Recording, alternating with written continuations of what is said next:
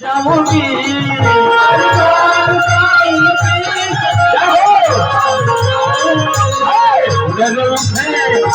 गर उठे बिरह के तीर हरिद्वार जाऊंगी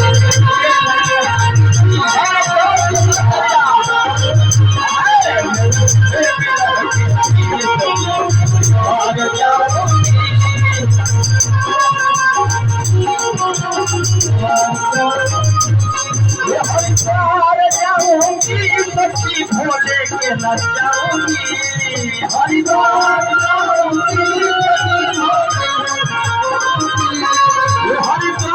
जाऊंगी सच्ची भोले के मनाऊंगी हरिद्वार जाऊंगी सच्ची भोले के मनाऊंगी।